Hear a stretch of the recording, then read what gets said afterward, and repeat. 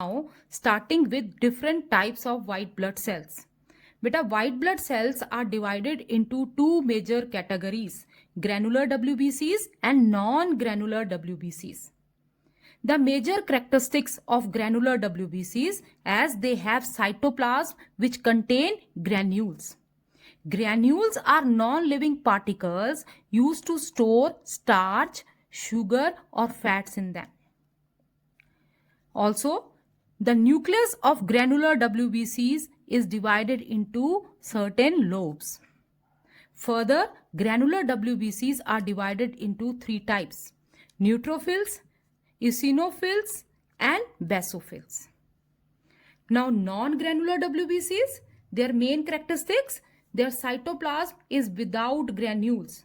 They don't have granules in their cytoplasm, and their nucleus is also not divided into lobes. They have single large nucleus at the center. Now further, they are divided into two types, lymphocytes and monocytes. Now starting with the explanation of granular WBCs.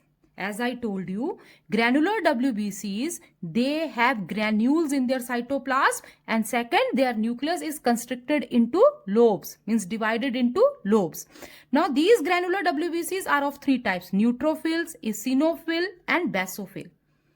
Beta, whatever the total number of WBCs present in our body, out of that 62% are neutrophils. Most abundant type of WBCs in our body. 62% of WBCs are neutrophils. Now their main features, the nucleus of neutrophils are divided into 3 to 4 lobes.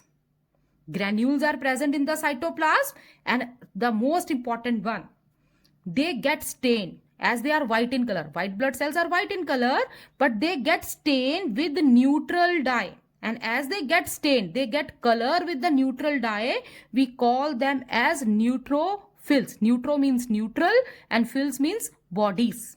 So as they get colored with neutral dyes, we call them as neutrophils. Now their main function is phagocytosis.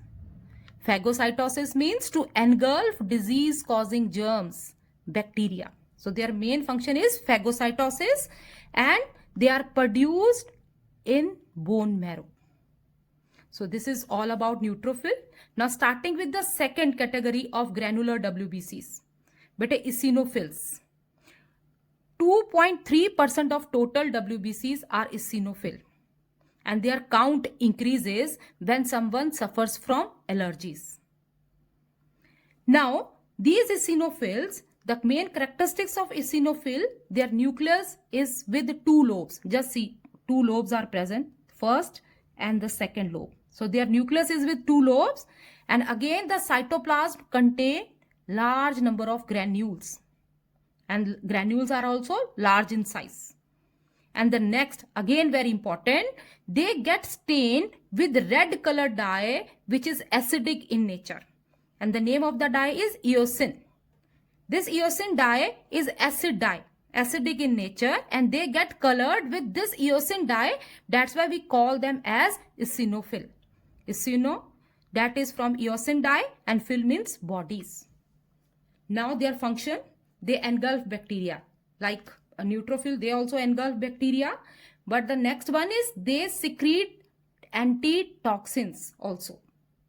And mostly they are associated with allergy. Means when someone suffers from allergy, their number increases to kill or to fight with those allergens. Now again, they are also produced in bone marrow. Third type of granular WBCs are basophil. They are very less in number, only 0.4% of total WBC count of your body. Now the main characteristics, nucleus large and indistinctly lobed. Means nucleus is very large in size. Many lobes are present, but those lobes are not clearly seen. These lobes are not clearly seen. Now granules are present in the cytoplasm, and they get stained with basic dye. Name of the basic dye is methylene blue. So as they get colored with basic dye, they are known as basophils. Now, functions. Release chemicals histamine. This is very important one. They release one chemical. This is a protein, one type of protein. They release histamine for inflammation which dilate blood vessels. I told you that inflammation occur at the site of injury. At the site of injury, basophil, they release histamine, and this histamine makes the blood vessel to dilate from that part so that more WBC can flow out from those dilated part of the blood vessels to fight with the germs trying to enter through those injured part. Again, they are produced in bone marrow. Hope 3 types of granular WBCs are clear to you. Now starting with next category, that are non-granular WBCs, non-granular white blood cells. Now beta, non-granular WBCs, as I told you that the cytoplasm of non-granular WBCs is without granules. No granule is present in the cytoplasm. That's why they are named as non-granular WBCs. And they have single large nucleus. Their nucleus is not divided into lobes. Now further, non-granular WBCs are of 2 types, lymphocytes and monocytes. 30% of total WBC count of your body are lymphocytes. These lymphocytes are the smallest type of white blood cells present in our body. I repeat, these WBCs are the smallest type of white blood cells present in our body, and they have single large nucleus at the center. Just see the size of the nucleus. They are very small in size, but the nucleus is very large. And their main function is they produce antibodies. Again, they are produced in bone marrow. They are also produced in lymph glands, spleen and tonsil. These are the lymphatic organs. These lymphocytes, they are produced here also. Now the next category of non-granular WBCs, that are monocytes.